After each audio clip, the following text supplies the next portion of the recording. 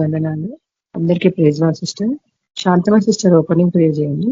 శాంతమ sister opening prayer చేయండి. మీరు recording on చేశాను. శాంతమ సిస్టర్.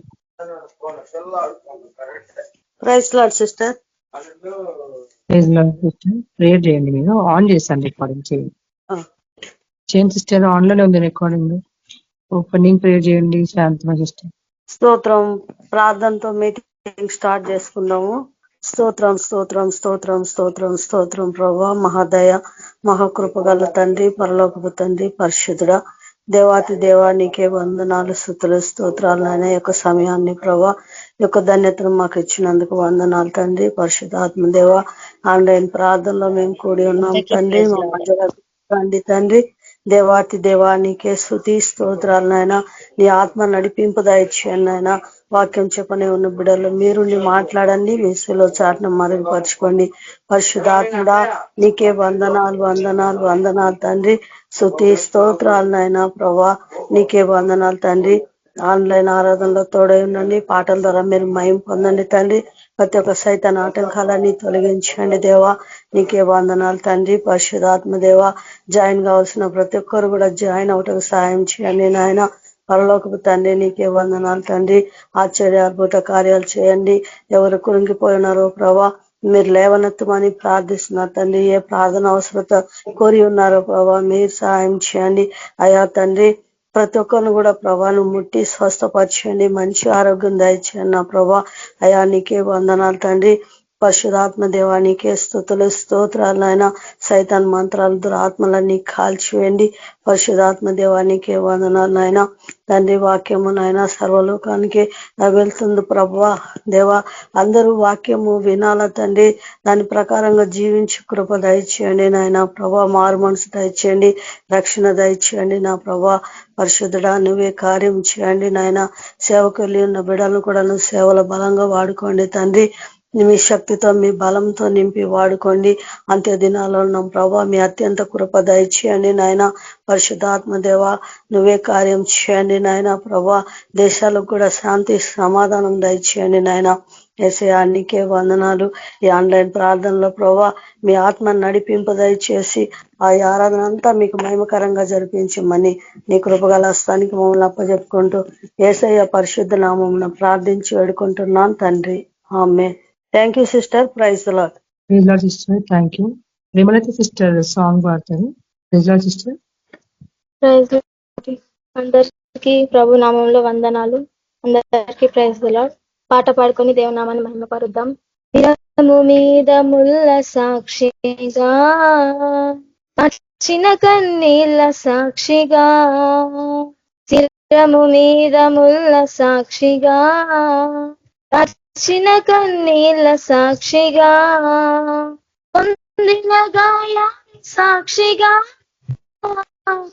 చిందిన రుధిరంబు సాక్షిగా, సాక్షిగా, చిందిన రుధిరంబు సాక్షిగా, యేసు నిన్ను పిలుచుచున్నాడు, నీ కొరకే నిలిచి ఉన్నాడు. యేసు నిన్ను పిలుచుచున్నాడు, నీ కొరకే నిలిచి ఉన్నాడు. యేసు నిన్ను పిలుచుచున్నాడు, నీ కొరకే నిలిచి ఉన్నాడు. సర్వ పాప పరిహారం కోసం రక్త ప్రోక్షణ అవశ్యం, సర్వ పాప పరిహారం కోసం రక్త ప్రోక్షణ అవశ్యం. మనుషులు పలికి పలికిరా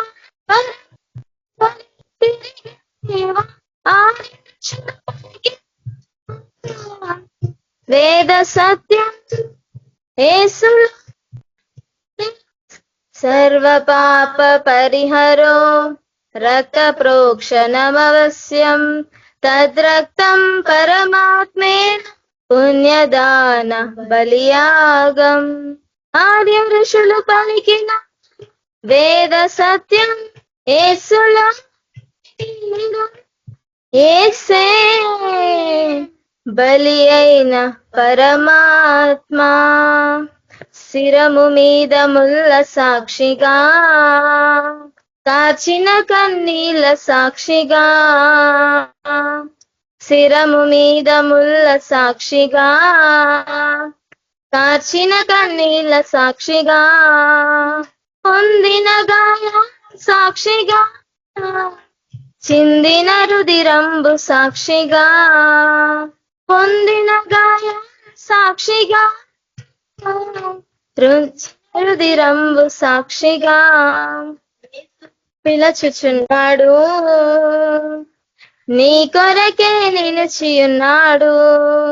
యేసు నిన్ను పిలచుచున్నాడు, నీ కొరకే నిలిచియున్నాడు. ఇంటించి యజ్ఞ పశు వద పొంద మహాదేవుడే, ఇంటించి యజ్ఞ పశు వద పొంద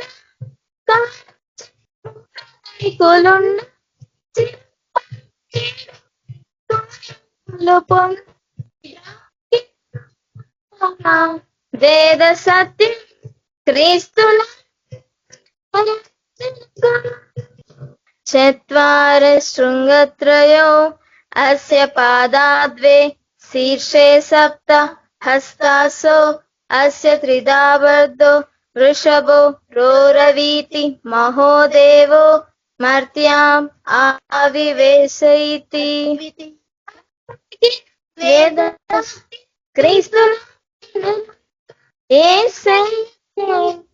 మరణించి లేచిన యజ్ఞ పురుషుడుగా, శిరము మీద ముల్ల సాక్షిగా, కాచిన కన్నీళ్ళ సాక్షిగా, శిరము మీద ముల్ల సాక్షిగా, కాచిన కన్నీళ్ళ సాక్షిగా, పొందిన గాయ సాక్షిగా, చిందిన రుదిరంబు సాక్షిగా, పొందిన గాయ సాక్షిగా, చిందిన రుదిరంబు సాక్షిగా, యేసు నిన్ను పిలుచుచున్నాడు, నీ కొరకే నిలిచియున్నాడు. యేసు నిన్ను పిలుచుచున్నాడు, నీ కొరకే నిలిచియున్నాడు. హల్లెలూయా. అందరికీ praise the lord. Thank you. Praise lord sister, thank you. మన మధ్యన దీపా సిస్టర్ వాక్యాన్ని షేర్ చేసుకుంటారు. Praise lord sister. Praise lord అక్క, అందరికీ ప్రైజ్ లార్డ్. దీపా సిస్టర్ వాక్యాన్ని షేర్ చేసుకోండి సిస్టర్. అందరికీ ప్రైజ్ లార్డ్. యేసుక్రీస్తు నామములో మనం వాక్యం చూసుకోబోయే ముందు ప్రార్థన చేసుకొని స్టార్ట్ చేద్దాము. మనం చూసుకోబోయే వాక్యం ఐజియా 53 3rd వచనం నుంచి. సో ప్రార్థన చేసుకొని స్టార్ట్ చేద్దాము. పరిశుద్ధుడ, మహోన్నతుడ, సర్వోన్నతుడ, సర్వ సృష్టికర్త, సర్వాధికారునికి వందనాలు ప్రభా. జీవం కలిగిన దీవానికి వందనాలు ప్రభా. అత్యున్నత సింహాసనం పైన ఆశ్రుడైన గొప్ప దేవానికి వందనాలు ప్రభా. తండ్రి దేవాయసు ప్రభా, ఇచ్చిన ఈ యొక్క అవకాశాన్ని బట్టి నీకు వందనాలు ప్రభా. కృతజ్ఞతలు తండ్రి. తండ్రి దేవాయసు ప్రభా, ఇలాంటి అవకాశం ప్రభా ఎంతో మంది పోగొట్టుకుంటున్నారు నాయన, కానీ ఏసయ్య మీరు మాకు అనుగ్రహించినారు. దాన్ని బట్టి నీకు వందనాలు ప్రభా. దేవాయసయ్య ప్రతిదినం తండ్రి ఈ యొక్క సువార్త ఇతరులకు వెళ్ళిపోవాల్సిందేనైనా. దేవాయసు ప్రభా, నువ్వు మాకు అనుగ్రహించింది ప్రతిదీ కూడా ప్రభా మేము ఇతరులకు షేర్ చేసుకోవాలైనా. అప్పుడైతేనే ప్రభా మీరు ఇంకెక్కువ మాలో జనం నింపుతానన్నారు ప్రభా. దాన్ని బట్టి నీకు వందనాలు ప్రభా. కాబట్టి ప్రభా మేము ప్రతిదీ కూడా ప్రభా నీ యొక్క వాక్యం కొరకు ప్రభా మేము దప్పిగొనాల ప్రభా. ఎందుకంటే ప్రభా నువ్వు నేర్పిస్తావు కాబట్టి నీ దగ్గరికి మేము వస్తాం నాయన. కాబట్టి ప్రభా ప్రతిదీ మేము నేర్చుకోవాలా. ఇంకా ప్రభా ఎన్నో గూఢమైన మర్మాలు దాచబడి ఉన్నాయని సెలవిచ్చిన దేవుడు. కాబట్టి ప్రభా ప్రతి గూఢమైన మర్మాలు ప్రభా మేము అర్థం చేసుకోవాలా, నడవాలా, ప్రకటించాలంటే ప్రభా మళ్ళీ మీరు మాలో ఉండి నడిపించమని ప్రార్థిస్తున్నారు తండ్రి. నీ యొక్క గైడెన్స్, నీ యొక్క టీచర్స్ మాకు అనుగ్రహించండి. ముఖ్యంగా తండ్రి నాకున్న సొంత తలంపులన్నింటినీ గద్దించండి, కొట్టివ్వండి ప్రభా. తండ్రి దేవాయసు ప్రభా నీ యొక్క తలంపులకు చోటించి నడుచుకుంటాను ప్రభా. సహాయపడమని ప్రార్థిస్తున్నారు తండ్రి. దేవుని యొక్క ఆత్మ అభిషేకం మాకు ప్రతిరోజు అనుగ్రహించండి ప్రభా. మేము నూతన హృదయం పొందుకోవాల్సిందేనైనా మాకు సహాయపడమని ప్రార్థిస్తున్నారు తండ్రి. దేవాయసు ప్రభా మీరే మాకు తోడై ఉండి ప్రభా నీ యొక్క పరిశుద్ధాత్మ చేత నడిపింపు దయచేయమని యేసుక్రీస్తు నామంలో ప్రార్థిస్తాం తండ్రి. ఆమేన్. సో మనం చూసుకోబోయే వాక్యం ఐజియా 53 3rd verse లో చూసుకుంటే, ఈ వాక్యం మనం చెప్పబోయే ముందు ఆల్మోస్ట్ అందరికీ తెలుసు ఈ వాక్యము దేని కొరకు ఉంటుందో. ఏదైనా ఆయన శిల్వ మరణం కొరకు ఆయన ఏ విధంగా త్యాగం చేసుకున్నాడో, ఆయన మనకు చూపించిన ప్రేమ, ఆ శిలువ పైన మన కొరకు నలగబడ్డాడు, ఇవన్నీ మనం చూసుకున్నదే. సో సంవత్సరానికి వస్తూనే ఉంటది, అందరు చేసుకుంటానే ఉంటారు, గుడ్ ఫ్రైడే, ఈస్టర్ అంటూ, అదంటూ ఇదంటూ లోకంలో వాళ్ళకు నచ్చినట్లు వాళ్ళు వెళ్ళిపోతున్నారు. కానీ ఇక్కడ మన దేవుడు ఇచ్చిన వాక్యాలు అన్ని చూసుకుంటే మాత్రం ఎంతో చాలా రహస్యంగా ఉన్నాయి కొన్ని వర్సెస్. ఎందుకంటే లోకంలో ఎట్లా ఉండిపోయిందంటే, మనకు తెలుగు చదవడానికి వస్తే తెలుగు చదువుతాం, ఇంగ్లీష్ చదవడానికి వస్తే ఇంగ్లీష్ చదువుతాము. అట్లా ఏ లాంగ్వేజెస్ వాళ్ళకు రకరకాల లాంగ్వేజెస్ వాళ్ళకు టోటల్ గా డిఫరెన్స్ గా వాళ్ళకు ఉంటాయి బైబిల్ వర్సెస్.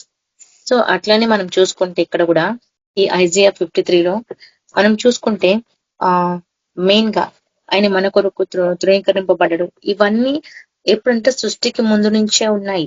సృష్టికి ముందు నుంచే దేవుడు ఎన్నో ఎక్కడ చూస్తామంటే మనం జెనెసిస్ 1:1 లో చూస్తాము. సృష్టికి ముందు నుంచే ఆయన ఎప్పుడు తీర్మానం చేసుకున్నాడు, ఈ లోకానికి రావాల్సిందే, ఆయన శిల్వ మరణం పొందాల్సిందే, ఖచ్చితంగా అనేక పాపంలో ఉన్న వాళ్ళంతా రక్షింపబడడానికి ఆయన ఈ లోకానికి వచ్చాడు.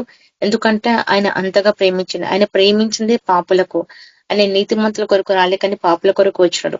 మెయిన్ గా అయితే ఆయన అదే అంటారు కదా, పాపి కొరకు ఆయన వచ్చింది. ఎందుకంటే ప్రతి పాపము ఆయన అసహించుకుంటాడు, అయినా కానీ ఆ పాపం నుంచి విడుదల పొందడానికి లోకమంతటా ఆయన త్యాగం చేయబడ్డాడు. చూడండి ఇక్కడ చదివితే మనకు అర్థమవుతుంది. అతడు ఆయన ఎదుట పెరిగిను, అతని సరూపమైనను సొగసైనను లేదు, మనం అతనిని చూచి అపేక్షించినట్లుగా అతని యందు స్వరూపము లేదు. తను తృణీకరింపబడిన వాడు ఆయను, ముఖ్యముగా విసర్జింపబడిన వాడు, వ్యసనకాంతుడై వ్యాధిని అనుభవించిన వాడు, కానీ మనుషులు చూడనొల్లని వాడు ఉండెను.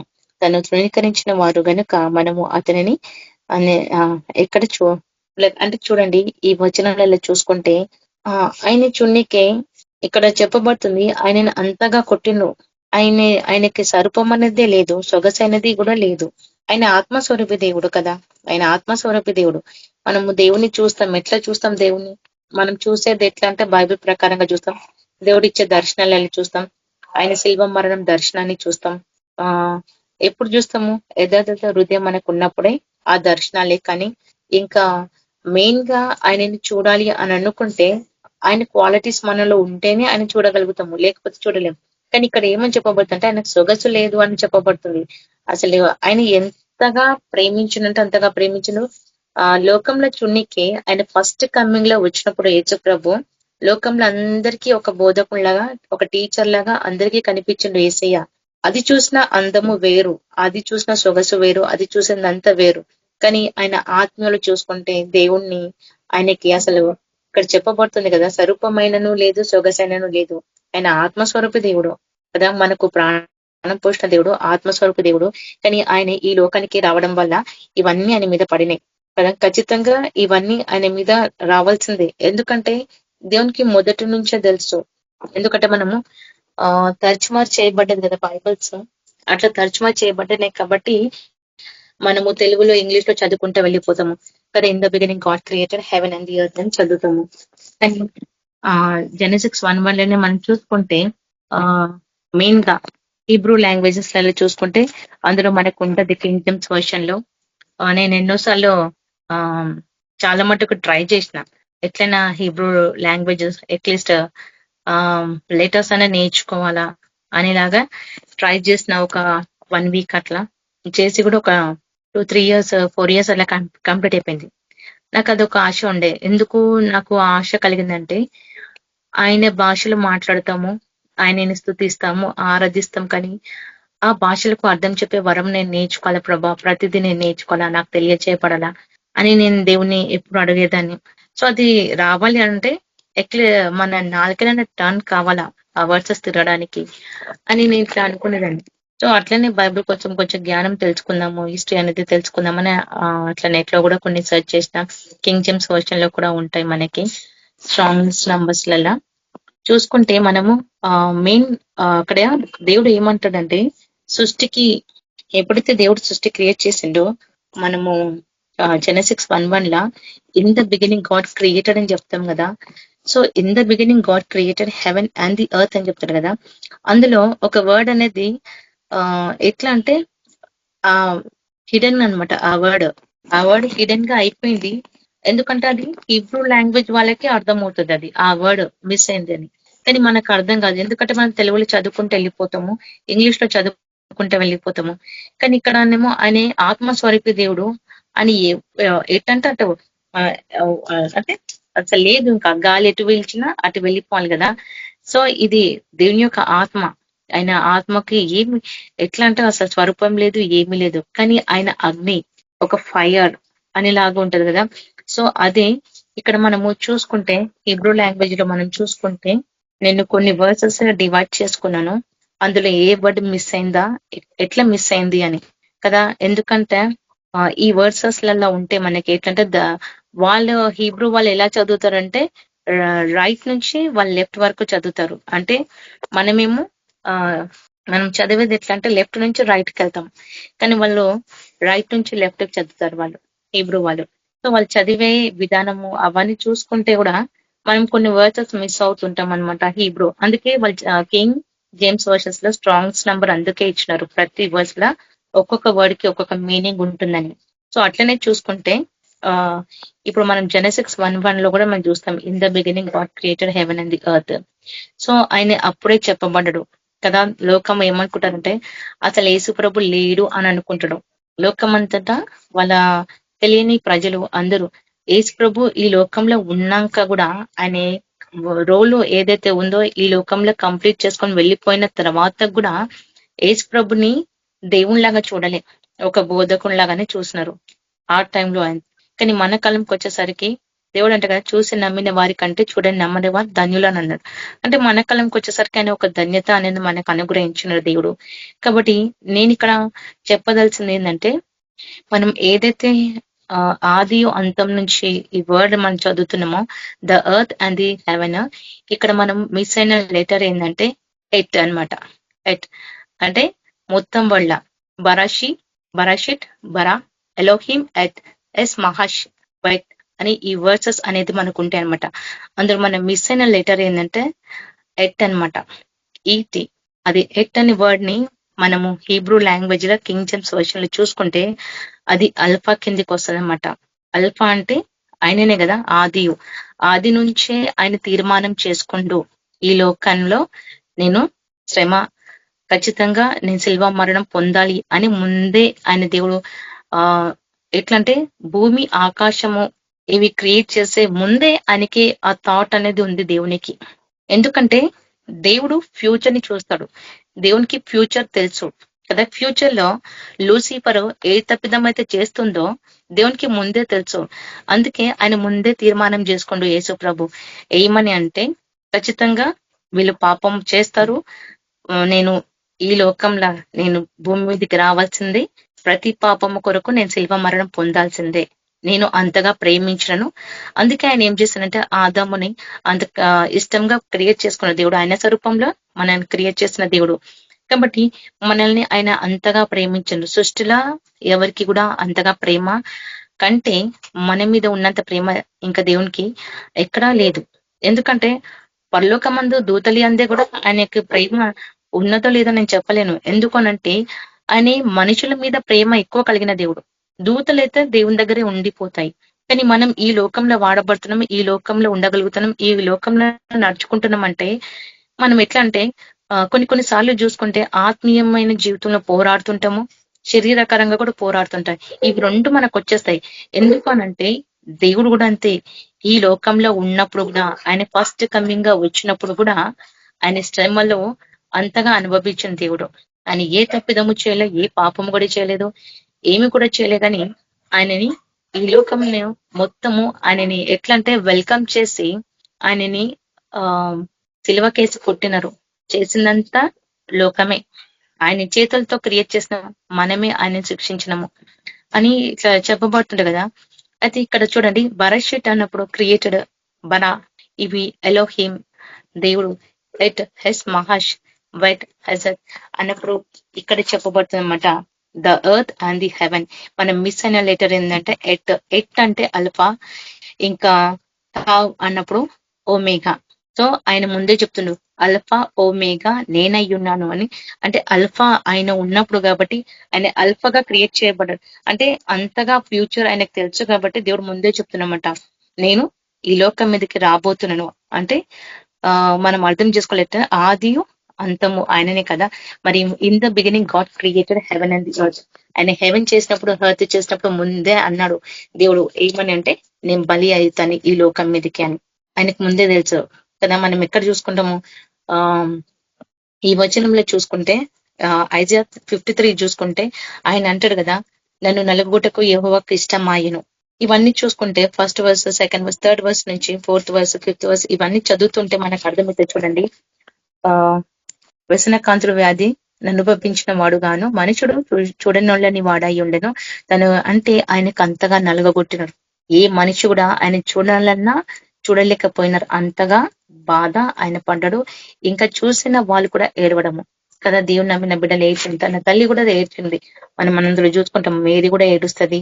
ఇంకా యోహాని వీళ్ళందరూ ఎవరైతే దేవుని దగ్గర ఉన్న డిసైపుల్స్ వీళ్ళు ఆ దేవుని కొరకు తెలిసిన వాళ్ళు ఆ టైంలో నిజంగా మనమే ఆ ప్లేస్ లో ఉంటే ఒకసారి ఊహించుకోండి. దేవుణ్ణి అంతగా కొట్టేటప్పుడు మనమే ఆ స్థలంలో ఉంటే మన పరిస్థితి ఏంటిది. నేను ఆ వచనాలు లూకా సువార్త 14th చాప్టర్ లో నేను చదువుతుంటే 38th వచనంలో ఆ అంటే దేవుని శోధిస్తారు ప్రతి విషయంలో. ఆయన అంతగా శోధిస్తారు ఆయన నలగొట్టడానికి. ఆయన ఏ తప్పిదము చేయలే అయినా గాని ఆయన మీద నింద. పరిశుద్ధ దేవుడు కదా, ఆ పరిశుద్ధ దేవుడిని అంతగా నిందించడం అన్ని చేస్తా ఉన్నారు. అయినా కానీ ఆయన ఏం అనలేకపోయినాడు, సైలెంట్ గా ఉన్నాడు. ఎందుకనంటే ఆయన ఒకటే చెప్పింది నేనే అల్ఫా ఓ మేఘనై ఉన్నాను కదా. నేను ఈ లోకంలో మొదటి వాడని కాబట్టి కడపటి వాడ నేనే, మొదటి వాడని నేనే. అందుకే ఆయన మొదటివాడు కాబట్టి మొదటి నుంచి ఆయనకు తెలుసు కాబట్టి ఇంకా వీళ్ళు పాపం చేస్తారు. ఇంకా ఈ పాపం అనేది మళ్ళా ఈ ప్రజల మీద ఉండిపోతే వాళ్ళు ఎక్కడ నరకానికి పోతారని చెప్పేసి తను అంతగా తన రక్తంని మొత్తము ఈ లోకానికి యుగ యుగాల వరకు ఆయన రక్తం కార్చిన దేవుడు కదా. అందుకే ఆయన అంతగా నలగబడడం. నిశ్చయంగా అతడు మన ఆరోగ్యమును భరించెను, మన వ్యసన వహించెను. ఆయన ఎత్తైనబడిన వాణిగాను, దేవుని వలన బాధింపబడిన వాడుగాను, శ్రమ నొందిన వాడుగాను మనం అతని ఎంచితిని. మన అతిక్రమమును బట్టి అతడు గాయపరచబడెను, మన దోషమును బట్టి ఆయన నలగొట్టబడెను, మన సమాధానమైన శిక్ష అతని మీద పడెను. అయితే ఇక్కడ చూడండి ఆయన ఎంతగానో నలగబడడు, ఇంకా తృణీకరింపబడడు, ఇవన్నీ మనకు తెలుసు. కానీ ఇక్కడ శ్రమ నొందిన తర్వాతకే ఆయన ఎట్లంటే అతిక్రమం మొత్తం ఆయన మీద వేసారు. కానీ మనం ఒక్క మాట అంటే పడము. నేను అదే అనుకున్నా నా జీవితంలో. నాతో దేవుడు మాట్లాడేటప్పుడు నేను 3 days 4 days నుంచి నేను ఎప్పుడు ప్రార్థనలో ఉంటా. ఏ ఒక్కరు కూడా నా ప్రార్థన నేను మిస్ చేసుకోలేదు. నేను మిస్ చేసుకున్న ప్రార్థన ఎట్లా అంటే ఒకప్పుడు నేను ఆయన సన్నిధిలో చాలాసేపు గడిపేదాన్ని. కానీ ఇప్పుడు వచ్చేసరికి టైం అయిపోతుంది కదా అనేసి ఒక తొందరగా ప్రేయర్ కంప్లీట్ చేసుకొని పైన వచనాలు చదువుకొని వెళ్ళిపోయేదాన్ని.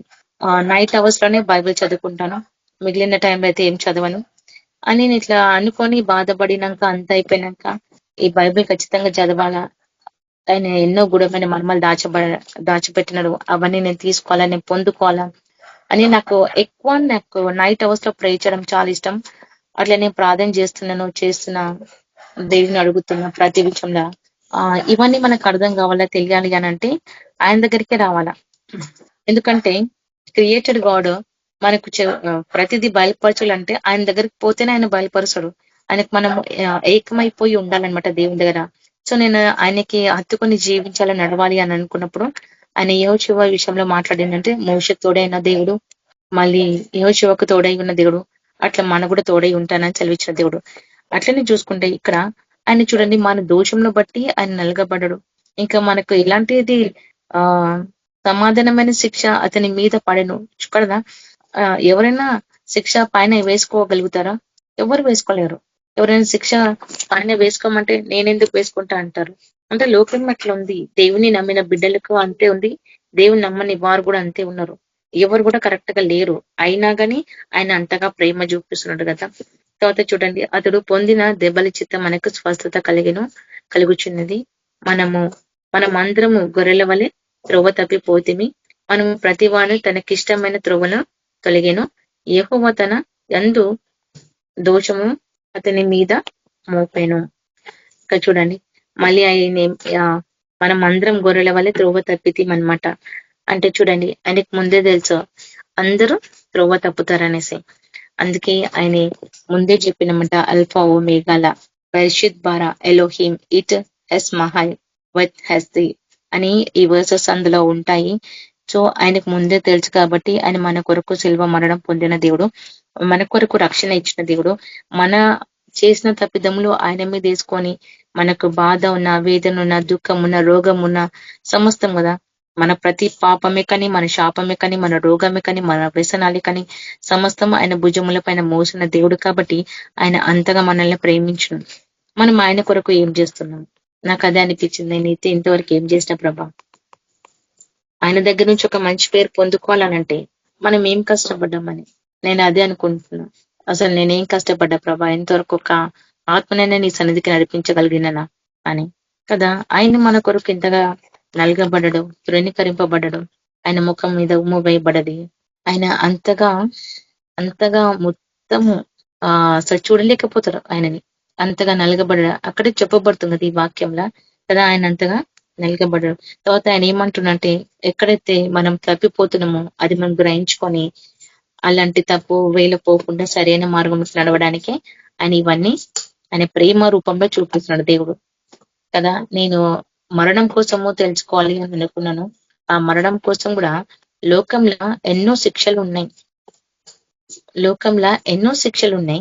అయినా గాని అన్నిటికంటే ఘోరమైన శిక్ష అంటే శిల్వ మరణమే. అన్నిటికంటే ఘోరమైన శిక్ష శిల్వ మరణమే. ఎందుకంటే ఆ క్రాస్ కి ఆయనని పండబెట్టి ఆ మూలలు కొట్టి, ఇంకా అది కూడా సెంటర్ ఆఫ్ ది యూనివర్సల్ లో ఆయనని ఆ శిల్వ వేసిన దేవుణ్ణి ఆ కపాలమైన స్థలములో కదా. ఆ కపాలమైన స్థలములో ఆయన అక్కడ వేసింది, అక్కడ శిల్వ మరణము అక్కడ చూసినప్పుడు అయితే ఆ సెంటర్ ఆఫ్ ది యూనివర్సెస్ లో ఆయన శిల్వ మరణం వేసినమాట. ఇప్పుడు మీరు అర్థం చేసుకోండి, ఆ సెంటర్ ఆఫ్ ది యూనివర్స్ లో మొత్తం కంపేర్ చేసుకుంటే ఈ లోకం అంతటా చూసుకుంటే మధ్యలో అటు ఈస్ట్, వెస్ట్, నార్త్, సౌత్ మధ్యలో కపాలం ఉంది. ఆ కపాలమైన స్థలములో దేవుని శిల్వ మరణం వేసినారు. ఇప్పుడు మీరు అర్థం చేసుకోండి, దేవుడు మన కొరకే రక్తం గార్చిండా, లోకం అంతటి కొరకు రక్తం గార్చిండా కదా. చాలా మంది అంటారు, నేను విన్నా, ఒక ఆమె అంటుంది, యేసు ప్రభుని మేము కూడా నమ్మొచ్చా, మీరే నమ్మాలనా అని. మీ దేవుడు మీకేనా, మాకు కాదా అని ఒక ఆమె అడిగింది నేను బస్ లో వచ్చేటప్పుడు. నేను అట్లా ఏం లేదు సిస్టర్, యేసు ప్రభు అందరికీ ప్రభువే, ఆయనే మాకు యాక్ట్స్ చాప్టర్ లో ఉంటది, మాకు అపోస్తుల కార్యంలో ఉంటది అని చెప్పిన. సో ఆమె క్రిస్టియన్స్ మధ్యలోనే డిఫరెన్స్ అనేది చూపిస్తుంది. మరి మీరు ఇట్లా ఉన్నారు, వాళ్ళు అట్లా ఎందుకున్నారు? నేను వాళ్ళు సరిగ్గా బైబిల్ చదవలేదేమో, వాళ్ళకి అంత గ్రహింపు లేదేమో అని చెప్పిన. ఎందుకంటే క్రైస్తవుల మీదనే నింద మోపడము చేయడం ఇవన్నీ చూసుకుంటే, మొత్తానికైతే చూసుకుంటే ఈ నిందలు అవమానాలు అన్ని ఎవరు భరిస్తున్నారు? దేవుడు భరిస్తున్నారు కదా. అట్లని ఇవన్నీ కూడా చూసుకుంటూ వస్తుంటే మనం ఒక్కటే అర్థం చేసుకోవాలి, లోకంలో దేవుడు అందరి కొరకు మరణించిండు. ఈ పాయింట్ నేను చెప్పాలి అని అనుకుంటున్నా. చాలా మంది అంటారు, హిందూస్ ఏమంటారు, మీ దేవుడు మీ కొరకే చచ్చిపోయింది, మా కొరకు చనిపోలే. ముస్లిమ్స్ అదే అనుకుంటారు, హిందూస్ అదే అనుకుంటారు, దేవుని తెలియని వాళ్ళందరూ అదే అనుకుంటారు. కానీ మనం ఎవిడెన్స్ ఇవ్వాలా, వాళ్ళకి ప్రూఫ్ అనేది చూపించాలా. ఇక్కడే ఉంది బైబిల్ ప్రూఫ్, అల్ఫా ఓమేగా కదా. ఇప్పుడు ఆదాము అవ్వ విషయంలో చూసుకుంటే, ఆదాము లేనప్పుడు అవ్వ పాపంలో పడిపోయింది, ఆ పండు తిన్నారు, అక్కడ పాపం జరిగింది. కానీ అవిశ్వాసులు ఏమనుకుంటారంటే, దేవుడు ఆదాము అవ్వ క్రియేట్ చేశారు, పాపము అంటే పండు తినడం వల్ల పాపం వచ్చింది అని వాళ్ళు అట్లా అనుకుంటారు. కానీ ఆజ్ఞ అతిక్రమమే పాపం అని వాళ్ళు గ్రహించలేకపోయినారు. సో ఒకవేళ తెలియని వాళ్ళకైతే మనం చెప్పాలా, ఎందుకంటే దేవుడు లేరు అని అంటారు, దేవుడు మీ కొరకు చనిపోలేదు, వేరే వాళ్ళ కొరకు చనిపోయింది, ఇట్లా డిఫరెన్స్ అనేది తీస్తారు కదా. వాళ్ళు కొంతమంది వేరే ఒక యేసును వెంబడిస్తారు, కొంతమంది నిజమైన యేసు ప్రభుని వెంబడిస్తారు. మనం వెంబడించిన యేసు ప్రభు అయితే శిల్వ మరణం పొందిన దేవుణ్ణి కదా, మన కొరకు త్యాగం చేసుకున్న దేవుని మనం వెంబడిస్తాం. సో అట్లా ఎందుకు అనంటే అవిశ్వాసులు అట్లనే అనుకుంటారు, దేవునికి ముందే తెలుసు కదా, మరి అట్లనప్పుడు ఎట్లా సృష్టి చేసినారు అని వ్యతిరేకమైన ప్రశ్నలు వేస్తా ఉంటారు అందరూ. సో అందుకే అక్కడ ఆ వర్డ్ ఎట్ అనే వర్డ్ అనేది మిస్ అయింది అనమాట. ఇక్కడ హీబ్రూ లాంగ్వేజ్ లో ఎట్ అనే వర్డ్ ఎప్పుడైతే మిస్ అయిందో అక్కడే ఆ వర్డ్లనే అల్ఫా అని ఉంటది. మీరు చూడండి, నేను కావాలంటే మీకు screen shot king James version లో నేను స్క్రీన్ షాట్ తీసి పెట్టినాను, అది పంపిస్తుంది చూడండి, మీకు అర్థమవుతుంది ఎందుకు ఆ వర్డ్ మిస్ అయిందంటే. మనకి ఇంగ్లీష్ లో in the beginning God created heaven and the earth అని ఉంది, హెవెన్ అండ్ ది ఎర్త్ అని ఉంది. కానీ అందులో చూసుకుంటే అల్ఫా ఉంటది అనమాట. అది ఒక క్లూ అన్నమాట దేవుడు ఇచ్చిన వర్డ్. ఎందుకంటే హీబ్రూ లాంగ్వేజ్ ని ట్రాన్స్లేట్ చేసేవారు ఏ విధంగా ట్రాన్స్లేట్ చేసినారంటే, ఫర్ ఎగ్జాంపుల్ అల్ఫా అనే వర్డ్ ఎన్ని వస్తాయి, ఆల్ఫ్, ALEF, ఆల్ఫ్ అన్నప్పుడు 4 లెటర్స్ వచ్చినాయి అనుకో, ఆ 4 లెటర్స్ ని కాంటింగ్ చేశారు. అసలు హీబ్రూ లాంగ్వేజ్ లో వాళ్ళకు రాయడానికి కూడా, దాన్ని తర్జుమా చేయడానికి కూడా కొన్ని లెటర్స్ ని వాళ్ళు వదిలేసుకోవాల్సి వస్తుంది అనమాట. సో వాళ్ళు ఏం చేశారంటే, జస్ట్ ఫర్ ఎగ్జాంపుల్ 1 అని ఒక లైన్ మనం గీస్తాం అనుకో, ఆ 1 లైన్ కి కింద డాట్సే కానీ పైన డాట్సే కానీ వాటికి ఒత్తులు తిరగాలాగా పెడతారు. అట్లా పెట్టినప్పుడు సెంటెన్స్ ఫార్మేషన్ అనేది వాళ్ళకి రావడం జరిగింది. సో అట్లనే ఎట్లయితే సెంటెన్స్ ఫార్మేషన్ రావడం జరిగిందో అప్పుడు ఒక వర్డ్ అనేది క్రియేట్ అయింది. అట్లా ద ఎర్త్, అట్లా బెరాషీట్ అన్నప్పుడు క్రియేటెడ్ అని, బరా కదా ఆయన వర్డ్, ఆయన రబా, ఎలోహిమ్ గాడ్, అట్లా ఎట్ అన్నప్పుడు అలిఫ్, ఎస్మాయింగ్ అన్నప్పుడు ఇన్ ది బిగినింగ్ అనే వర్డ్ అనేది ఇట్లా క్రియేట్ చేసిందన్నమాట. అంటే ఇప్పుడు 4 లెటర్స్ అని చెప్పాం కదా, వాళ్ళు కాంటిన్ చేసుకున్నారు. ఆ కాలంలో హీబ్రూ లాంగ్వేజ్ లో రాసిన తర్జుమా చేయబడిన ఆ యొక్క పేపర్స్, ఎన్నో పేపర్స్, దేవుడిచ్చిన మర్మాలు ఎన్నో గణము దాచబడి ఉన్నాయి కదా, అవన్నీ లెటర్స్ ని తీసుకొని ఒక్కొక్క లెటర్ ని వాళ్ళు కాంటిన్ చేశారు. ఇప్పుడు మనం ఈ ఎట్లా కాంటిన్ చేస్తాం, 1 2 3 4 అని, వాళ్ళు కూడా ఒక్కొక్క లైన్స్ కి, అందులో 100 లెటర్స్ ఉంటే 100 లెటర్స్ కి ఒక్కొక్కటి 1 2 3 4, ఇది 4 అని వచ్చింది, ఆ లెటర్ ని సెలెక్ట్ చేసుకోవాలి. మళ్ళీ నెక్స్ట్ లైన్ మళ్ళీ 1 2 3 4, అట్లా రైట్ నుంచి లెఫ్ట్ వరకు ఎన్ని లెటర్స్ అయితే 4 4 4 4 మధ్యలో వస్తాయో ఆ 4 4 లెటర్స్ ని డివైడ్ చేసిన వచ్చిన లెటర్సే ఇవి హిడెన్ అన్నమాట. అవి రహస్యంగా దాచబడిన లెటర్స్ ని తీసి వాళ్ళు చేయడం స్టార్ట్ చేసిందన్నమాట. అట్లా బైబిల్స్ అని తర్జుమా చేయబడ్డాయి. ఎందుకనంటే నిజమైన దేవుని కొరకు మనం సువార్త ప్రకటన చేయాలంటే వాళ్ళకి మనం చూపించాల. అల్ఫా ఓమేగా దేవుడు, మొదటి నుంచి ఆయన శివ మరణం పొందుతా అని సెలవిచ్చిన దేవుడు. ఎందుకంటే ఆయన ఫ్యూచర్ ని చూసే దేవుడు. ఫ్యూచర్ ఆయన క్రియేట్ చేసిందే కదా. ఫ్యూచర్ మనం చూడాలి అనుకుంటే దేవుడే మనకు చూపించాలి, ఇంకా ఎవరు చూపించరు. సో అట్లని ఈ వచనాలలో చూసుకుంటే దేవుడు మన కొరకు శిల్వ మరణం పొందడం జరిగింది. ఇంకేంటంటే మనము ఎట్లంటే యెహోవా మనల్ని అందరినీ దోషమును అతని మీద మోపెను, అతడు ద్రవ్యము నుండును, బాధింపబడిన అతడు నోరు తెరవలేదాయే, వధు చేయబడిన గొర్రె పిల్లయు, బొచ్చు కత్తిరించుకున్న వాడ ఎదుట గొర్రెయు మౌనంగా నుండినట్లు అతడు నోరు తెరవలేదాయే. చూడండి, ఆయన ఇక్కడ వచనంలో చూసుకుంటేనేమో ఆయన బాధ పెట్టినా ఆయన నోరు కూడా ఏం తెరవలే కదా. రాజు అంటాడు కదా, నువ్వు దేవుడు అని అడిగినప్పుడు మీరు ఎట్లా అనుకుంటే అట్లనే అని దేవుడు అంటాడు. జస్ట్ ఒక సైలెంట్ గా ఉంటాడు ఆయన, ఏం కూడా అన్నాడు కదా. అట్లా దేవునికి ఎన్ని ప్రశ్నించినా కానీ ఆయన ఏమని నువ్వు ఉన్నట్లే అని అంటాడు అనమాట దేవుడు. అంతే, నువ్వు ఏదంటే అదే కదా. అందుకే మనకు ఎక్కడంటే మెయిన్ గా ఆయన చెప్పబడిన వాక్యము ఆది అంతము కదా. అందులో ఉంటే మనము యోహాను సువార్త 1st చాప్టర్ లో మనం అనుకుంటాం కదా, ఆది అందు దేవుని యొక్క వాక్యం ఉండెను, దేవుడే వాక్యమై ఉండేదను కదా. సో ఆది అందు వాక్యం ఉండెను, ఈ వర్డ్స్ ని కూడా వాళ్ళు ఒక వాక్యాన్ని ఒక లోగోగా క్రియేట్ చేసినారు అనమాట. గ్రికోలియన్ వాళ్ళు అనమాట. వాళ్ళ గ్రిక్ వాళ్ళు వాటిని అట్లా డివైడ్ చేసినారు. హీబ్రూ వాళ్ళు ఈ విధంగా డివైడ్ చేస్తున్నారు. అట్లా ఒక్కొక్క లెటర్ ని తీసుకొని చూసుకుంటే ఒక్కొక్క దానికి ఒక్కొక్క మీనింగ్ అనేది ఉంటుందన్నమాట. సో అట్లనే ఆయన నోరు కూడా తెరవలేదు, ఆయన మౌనంగా ఉన్నాడు, మన కోసం సమస్తం త్యాగం చేసుకున్నాడు. ఇంకా ఆయన ఏదంటే మన కొరకు వదుకు తెరబడిన ఒక గొర్రెలాగా మౌనంగా ఉండిపోయినాడు అనమాట. తర్వాత బొత్తు కత్తిరించుకొని ఉండెను, తర్వాత మౌనంగా ఉండెను. ఇక్కడ మెయిన్ రీజన్ ఏంటంటే ఇవన్నీ పాయింట్స్ చూసుకుంటే శిల్వ మరణం కొరకున్నాయి. కానీ ఇక్కడ దేవుడు ఏమంటున్నంటే నన్ను నలుగొట్టుటకు యెహోవాకు ఇష్టమాయను, ఆయన అతని వ్యాధి కలగజేసను కదా. ఇప్పుడు చూడండి, అంటే వ్యాధి కలగజేసను. ఇప్పుడు మీరు పాయింట్ అర్థం చేసుకోండి. ఎక్కడైతే ఎట్ అనే వర్డ్ మిస్ అయిందో హిబ్రూలో, అది అల్ఫ కదా, ఆ వర్డ్ కి ఈ వర్డ్ మ్యాచ్ అవుతుంది. ఎట్లా అంటే చూడండి, అక్కడనేమో మొదటి నుంచే దేవుడు అంటాడు కదా, వాళ్ళు పాపం చేస్తారని ముందు నుంచే తెలుసు కాబట్టి ఆ ప్రజలను రక్షించుకోవడానికి కొరకే ఆయన శిల్వ మరణం పొందడానికి కొరకే వచ్చిండు. అది ఇక్కడే ఉంది చూడండి. అతనికి నల్లగొట్టుటకు యెహోవాకు ఇష్టం ఆయన. తర్వాత ఆయన అతని మీద వ్యాధి కలగజేసిన. ఈ వ్యాధి కలగజేసింది ఎవరు? ఆయననే, తండ్రియే కదా. తండ్రియే, మనకు తండ్రి ఆయననే. సో ఆ వర్డ్ ఇక్కడే అన్నమాట కదా. ఎందుకంటే ఎవరు కూడా అట్లా పంపించరు ఈ లోకం మీదకి.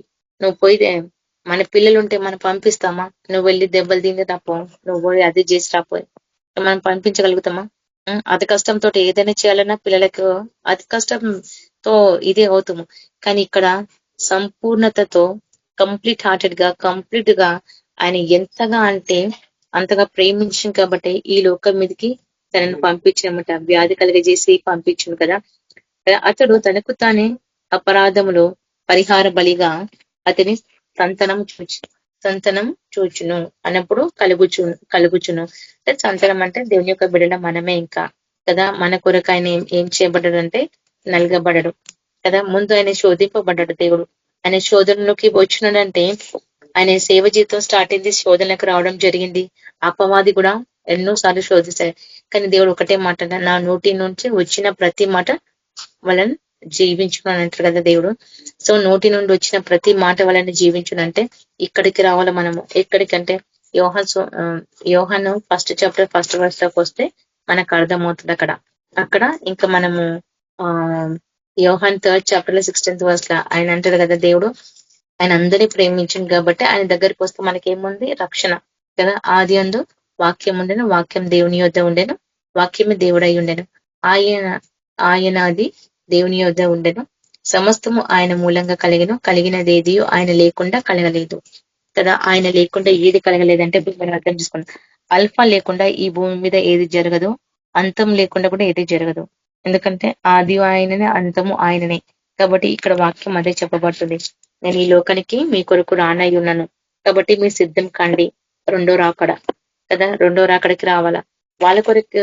అంటే ఈ లోకం అంతటా చూసుకుంటే ఎక్కడ చూసినా పాపమే, అపవిత్రత, దోచుకోవడము, కుటుంబంలో సమాధానం లేదు, ఎక్కడ చూసినా చనిపోవడం, లోకం మీదకి యుద్ధాలు, ప్రజల మీదకి ప్రజలు లేవడము, మత్తయి సువార్త 24 చాప్టర్లో చెప్పిన ప్రతిదీ నెరవేర్చబడుకుంటూ వస్తా ఉంది. సో అట్లనే దేవుడు కూడా ఏమన్నాడంటే యోహాను సువార్త 3rd చాప్టర్లో 16th verse ఆయన అంటాడు కదా దేవుడు, లోకంలో నేను ఎంతో ప్రేమించినను కదా. మరి దేవుడు లోకంలో ఉన్న వాళ్ళందరి కొరకు ప్రేమించను. లోకం అంటే ఆయన బిడ్డలే కదా. లోకస్తులు అని మనం అంటాం కానీ ఈ లోకస్తుల్లో ఉన్న వాళ్ళందరూ అంటే దేవుని చేతనే క్రియేట్ చేయబడ్డారు. ఇంకా ఎవరు హిందువులే కానీ, ముస్లింసే కానీ, క్రైస్తవులే కానీ, ఇంకా ఈ లోకంలో ఎంతమంది రకరకాల కులస్తులు ఇవందరూ చూసుకున్నా కూడా సృష్టి అంతా ఆయన చేతిలోనే ఉంది. మనమంతా ఆయన చేతిలో చేయబడిన వరమే. కాబట్టి ఏ ఆత్మ నశించిపోకుండా ఉండడానికి ఆయన ఈ లోకానికి రావడం జరిగింది. తన ప్రాణం మనకు ఇవ్వడం జరిగింది. సమస్తమైన త్యాగం చేసుకున్నాడు. మనం కూడా త్యాగం చేసుకోవాలని దేవుడు చదివిస్తున్నాడు కదా. కదా ఇక్కడ ఏమంటుందంటే దేవుడు లోకంని ఎంతగానో ప్రేమించుడు కాగా అతను తన అద్వితీయ కుమారుని కాబట్టిన వాణి అందు విశ్వసించువాడు ప్రతి వాడు నశింపక నిత్య జీవం పొందినట్లు ఆయన అనుగ్రహింపబడిను.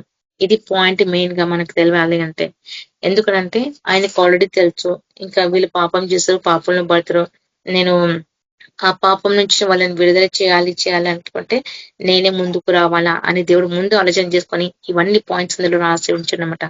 సో అట్లనే ఆయనని విశ్వసిస్తేనంట ఖచ్చితంగా ఆయన రక్షించుకుంటాడు అనమాట దేవుడు కదా. ఇప్పుడు ఈ లోకంలో ఆయన ఎవరైనా విశ్వసిస్తున్నారా? యేసుప్రభు అంటే మా దేవుడు కాదని అంటారు చాలా మంది. కానీ యేసుప్రభు మన దేవుడు అని మనం అంటాం. ఎందుకంటే మనకు తెలుసు ఆయన కొరకు. కానీ తెలియని ప్రజలకు మనం తెలియచేయాలని అంటే ఇవన్నీ మనం చూపించాలా కదా. క్రియేట్ చేయక ముందు నుంచే ఉన్నాయి వర్సెస్ అన్ని. కాబట్టి దేవుని కొరకు మనం అనేకులకు స్వాత ప్రకటించాలా. ఎందుకంటే ఆయన అంతగా నలగబడంటే మీరు అర్థం చేసుకోండి. ఒక్కొక్క ఆత్మ కొరకు యుగ యుగాల వరకు అంటే మన పిల్లల జనరేషన్ వరకు కూడా ఆయన అంతం వరకు మొదటి నుంచి స్టార్ట్ చేసినట్టు ఎండింగ్ వరకు ఆయన రక్తం కాచేసిండు. ఇంకా ఈ భూమి మీద ఏమున్నా కానీ కదా. అందుకే ఆయన అంతగా ప్రేమించాడు. కాబట్టి మనం కూడా ఆయనకి చోటు ఇవ్వాలా, ఆయనని మనం అర్థం చేసుకోవాలా, ఆయన కొరకు త్యాగం చేసుకోవడానికి సిద్ధమైన మనసు కలిగి ఉండాలా. మనం చెప్పేవారిలాగా ఉంటాము కానీ క్రియ చేసేవారిలాగా ఉండాలా. మెయిన్ రీజన్ అదే. నేను ట్రై చేస్తా, దేవని ఇది చేయాలి అని అనుకుంటున్నాను, నన్ను నడిపించు, నీ గైడెన్స్ ఇవ్వు ప్రభా అని అడుగుతాను నేను దేవునికి ప్రతిసారి. ఎందుకంటే నేను ఎంతగానో ప్రార్థన చేస్తానేమో కానీ ఆ ప్రార్థన తగ్గట్టుగా నేను జీవించాలని ప్రార్థన పెట్టుకుంటా. ప్రార్థన చేస్తా, దేవా నేను ఇట్లున్నా, నేను అట్లున్నా, నన్ను సరి చేయని. ఆయన సరి చేస్తాడు, మార్గాలు చూపిస్తాడు. మాట్లాడుతుంటే మన హృదయం నుండి నువ్వు ఈ విధంగా చేస్తున్నాను, ఇది తగ్గించుకో. నేను ఏదైతే పాయింట్ తీసుకొని ప్రార్థన చేస్తున్నానో నాకు దాని మీదనే శోధన రావడం జరుగుతుంది. సో నేను అది గెలవాలి అని అంటే ఇంకా నేను ఆయన ఆత్మలో నడిపింపబడాలి. అంటే నేను ప్రతిరోజు ఆయన వాక్యాన్ని ధ్యానించాలి. నేను రెగ్యులర్ గా ధ్యానిద్దామని అనుకుంటాను, కానీ నేను ఎట్లా చేస్తానంటే నా ప్రార్థన జీవితంలో ఏదైనా కానీ నేను ప్రార్థన చేస్తుంటే కూడా సైతాన్లు అటాక్ చేస్తా ఉంటాయి బాగా. ఎంత అంటే చెప్తున్నాను కదా, అసలు పండనీయవు. ఒకవేళ పండుకోవాలి అని అనుకున్నా అవి నాకు 3-4 డేస్ నుంచి అయితే బాగా సతాయించడం జరిగింది. అవి ఒక నా చోళ్ళ మంత్రాలు చదవడము, వాటిని గద్దించడము, ప్రేలో దేవునితో మాట్లాడడం, దాన్ని వాటిని వెలుగొట్టి వాటిని పంపించిన తర్వాతనే ఆయన దర్శనాలు రావడం స్టార్ట్ అవుతాయి. అంతవరకు మనకి అవి రావు. ఎందుకంటే అవి దేవుని యొక్క దర్శనాలు మనకు చూపిస్తుంటే అవి అడ్డగిస్తుంటాయి. ఎందుకంటే మనం ఆ దర్శనాలు చూసి ఇతరులకు షేర్ చేసుకుంటాం, చెప్తాము. కాబట్టి దానికి అర్థమైపోయింది, వీళ్ళు చెప్పినారంటే వాళ్ళు రక్షణలోకి వస్తారు అని చెప్పేసి ఆ దృష్టిలో ఏం చేస్తాయంటే ఆ దర్శనాలు రానియకుండా అడ్డగిస్తూ ఉంటాయి.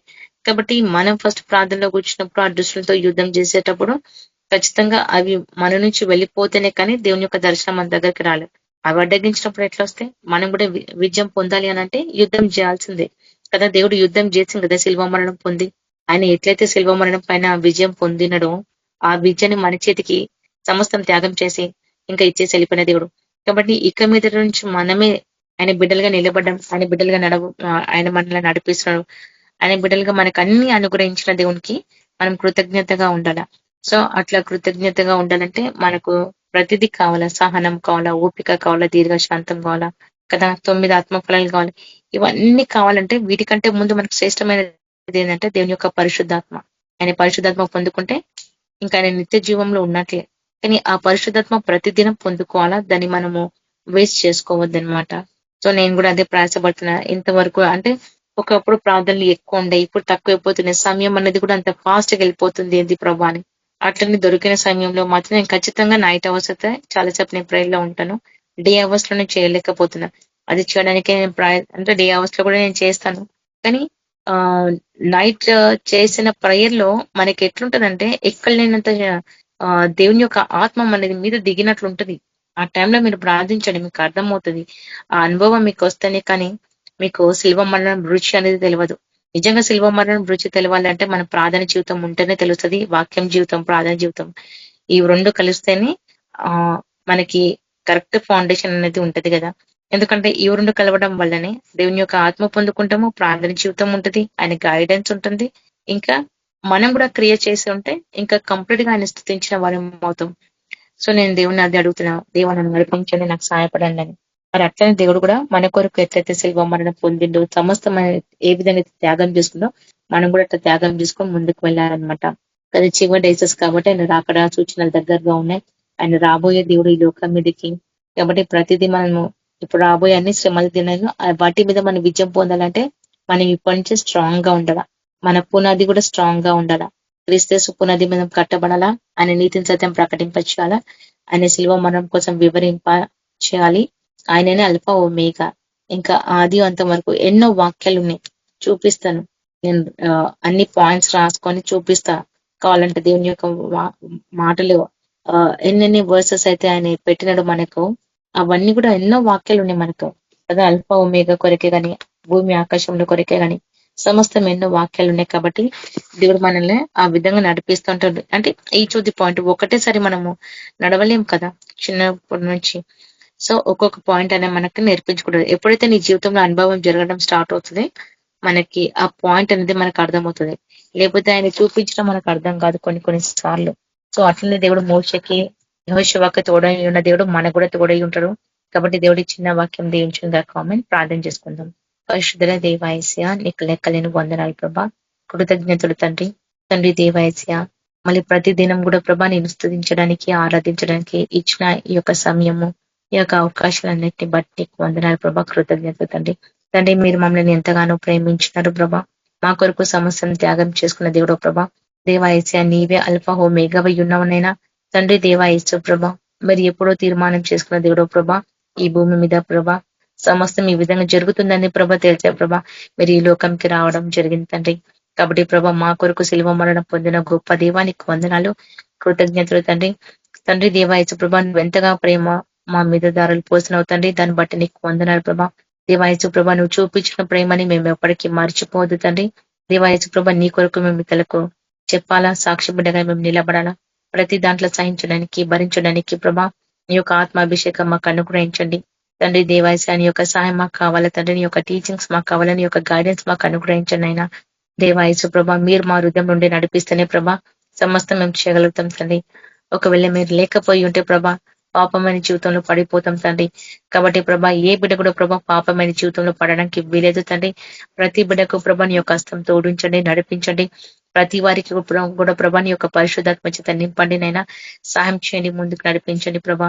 ఏకరాజ్యానికి స్తోత్రం తండ్రి. జీవం కలిగిన దైవానికి వందనాలు తండ్రి. దేవా యేసు ప్రభా మీరు ఎంతగానో ప్రభా ఈ లోకంలో ప్రభా ప్రతిదీ ఎగ్జాంపుల్ గా మాకు అన్ని చూపించి వెళ్ళినారు ప్రభా.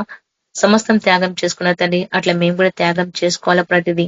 కానీ ఏసియా మేము ఒక్క మాట అంటే కూడా పడకుండా ఉన్నామని తండ్రి, అంతగా మేము ఉన్నాం తండ్రి. అందుకే తండ్రి మాలో ప్రతిదీ బలహీనతను తీసివేసి ప్రభా మాలో ఇంకా ఏదైతే ఆశకరం ఉందో చూపించని ప్రభా వాటిని సరిదిలో ఒప్పుకొని విడిచిపెడతాం తండ్రి.